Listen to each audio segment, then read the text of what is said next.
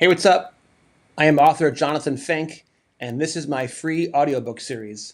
Up next, Spirit of the Gridiron, Volume 1, Chapter 17, The Balancing Act.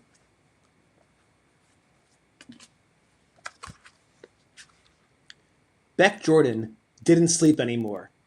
He drifted, in and out, between reps and readings, meetings and meals. Sleep came in 20-minute stints, couch naps with ESPN murmuring in the background, brief shut-eyes in the back of the library.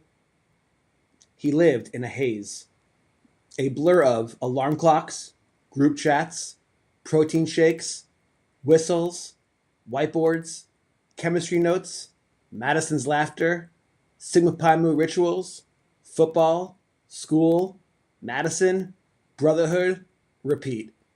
His planner looked like a war journal, smudged ink, coffee stains, sticky notes layered over older sticky notes.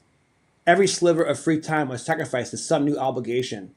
6 a.m., lifts. 9 a.m., intro to religion. 12 a.m., team film session. 1 p.m., chemistry lab. 4 p.m., practice. 6:30 p.m., Sigma Pi Mu chapter meeting. 9 p.m., dinner with Madison. 11 p.m., econ problem set. 1 a.m., sleep. His body ached in strange new places. His throwing shoulder hurt. His back sore from lifting. His knees throbbed from planning and sprinting and cutting on cold Midwest turf. His brain felt scrambled, like an overworked computer trying to calculate too many problems at once. And yet, he didn't want to give up any of it. Football was his identity, the ritual that stitched him to his father and grandfather. Academics were his ticket, his path to financial independence. Madison was his heart, her smile, her notes tucked into his textbooks, the way she looked at him. Sigma Pi Mu, that was chaos. Loyalty, nonsense. Guys he never thought he'd care about now watched his back like linemen on a blitz, but it was a lot. And one night, after a brutal Tuesday practice, cold rain, busted plays, the offensive line coach screaming like a maniac, Beck skipped past the fraternity meeting and wandered back to the stadium. No lights in the stands, just a practice field, dimly lit by a few lingering bulbs.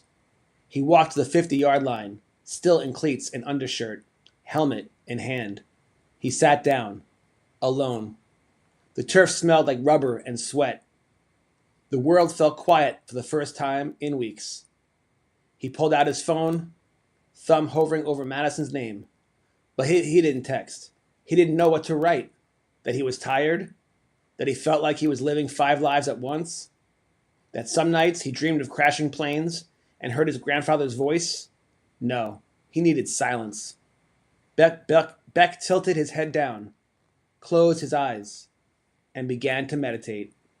He thought about his grandpa, about legacy, about how sometimes it didn't feel like he was chasing a dream. It felt like he was finishing someone else's.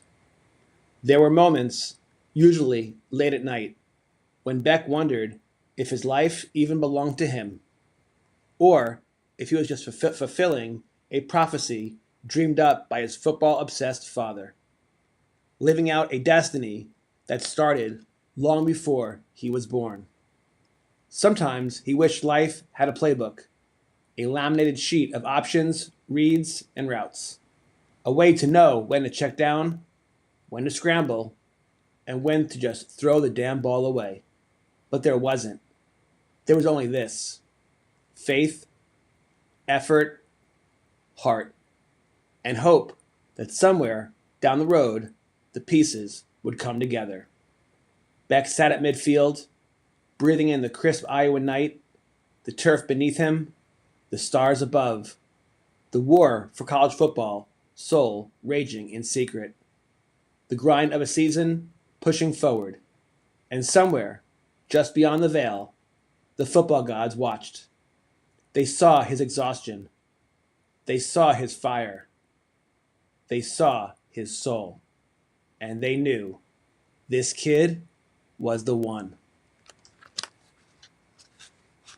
End of chapter 17. Up next, chapter 18, the guest lecture. Thank you so much for watching. If you enjoyed this, please drop a like. If you really, really enjoyed it, please subscribe. Thank you so much. And as always, God bless.